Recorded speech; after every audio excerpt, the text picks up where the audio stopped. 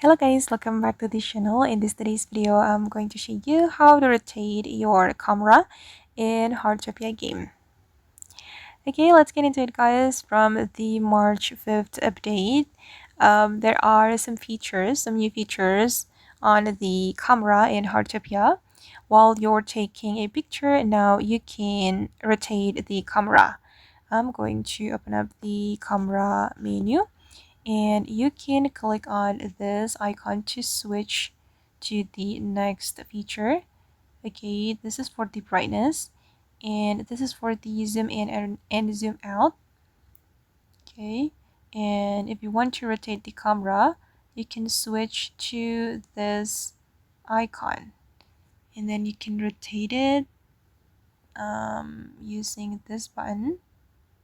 Okay, yeah, just like this. And I'm going to take picture.